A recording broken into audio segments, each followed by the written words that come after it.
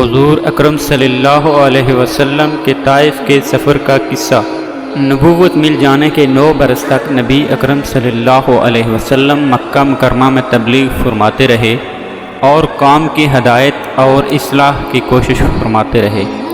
لیکن تھوڑی سی جماعت کے سوا جو مسلمان ہو گئی تھی اور تھوڑے سے ایسے لوگوں کے علاوہ جو باوجود مسلمان ہونے کے آپ کی مدد کرتے تھے، اکثر کفار مکہ آپ اور آپ صلی اللہ علیہ وسلم کے صحابہ رضی اللہ عنہم کو ہر طرح کی تکلیفیں پہنچاتے تھے، مذاق اڑاتے تھے اور جو ہو سکتا تھا اس سے درگزر نہ کرتے تھے۔ حضور صلی اللہ علیہ وسلم کے چچا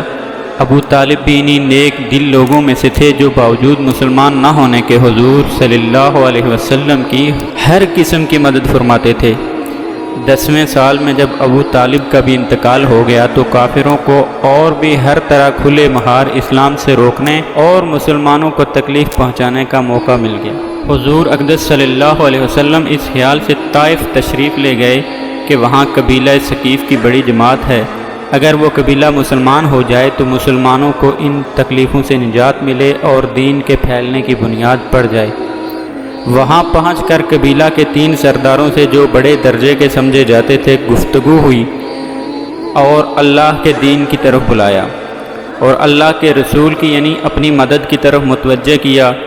مگر ان لوگوں نے بجائے اس کے کہ دین کی بات کو قبول کرتے یا کم سے کم عرب کی مشہور مہمان نوازی کے لحاظ سے ایک نووارد مہمان کی خاطر مدارت کرتے،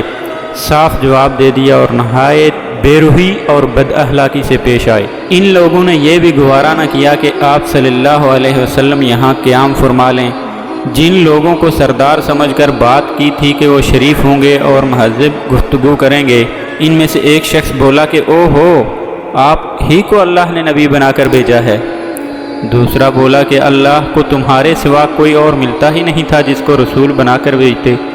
تیسرے نے کہا کہ میں تجھ سے بات کرنا نہیں چاہتا، اس لیے کہ اگر تو واقعی نبی ہے جیسا کہ دعویٰ ہے تو تیری بات سے انکار کر دینا مصیبت سے حالی نہیں، اور اگر جھوٹ ہے تو میں ایسے شخص سے بات کرنا نہیں چاہتا۔ اس کے بعد ان لوگوں سے نا امید ہو کر حضور اقدس صلی اللہ علیہ وسلم نے اور لوگوں سے بات کرنے کا ارادہ فرمایا کہ آپ صلی اللہ علیہ وسلم تو ہمت اور استقلال کے پہاڑ تھے، مگر کسی نے بھی قبول نہ کیا، بلکہ بجائے قبول کرنے کے حضور صلی اللہ علیہ وسلم سے کہا کہ ہمارے شہر سے فوراً نکل جاؤ اور جہاں تمہاری چاہت کی جگہ ہو وہاں چلے جاؤ۔ حضور اکرم صلی اللہ علیہ وسلم جب ان سے بالکل مایوس ہو کر واپس ہونے لگے تو ان لوگوں نے شہر کے لڑکوں کو پیچھے لگا دیا کہ آپ صلی اللہ علیہ وسلم کا مذاق اڑائیں، تالیاں پیٹیں، پتھر ماریں، حتیٰ کہ آپ صلی اللہ علیہ وسلم کے دونوں جوتے خون کے جاری ہونے سے رنگین ہو گئے۔ حضور اقدس صلی اللہ علیہ وسلم اسی حالت میں واپس ہوئے۔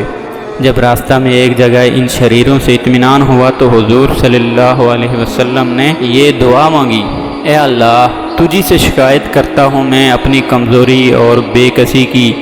اور لوگوں میں ذلت اور رسوائی کی۔ اے ارحم الراحمین، تو ہی ضعفاء کا رب ہے اور تو ہی میرا پروردگار ہے۔ تو مجھے کس کے حوالے کرتا ہے؟ کسی اجنبی بیگانہ کے جو مجھے دیکھ کر ترس روح ہوتا ہے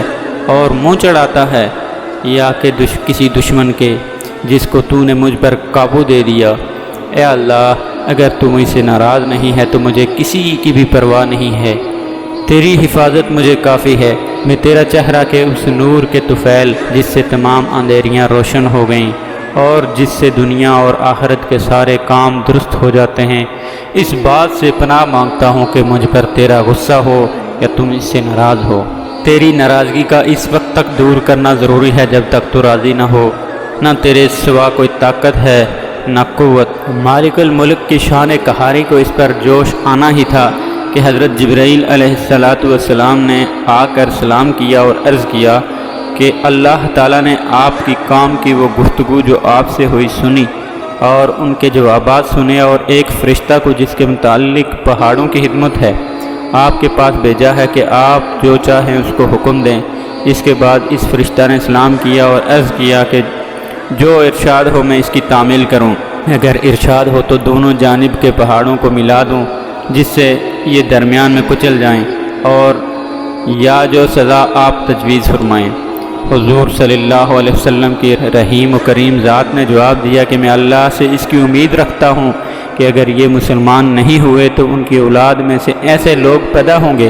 جو اللہ کی پرستش کریں اور اسی کی عبادت کریں۔ یہ ہیں اخلاق اس کریم ذات کے جس کے ہم لوگ نام لیوا ہیں کہ ہم ذرا سی تکلیف سے، کسی کی معمولی سی گالی دینے سے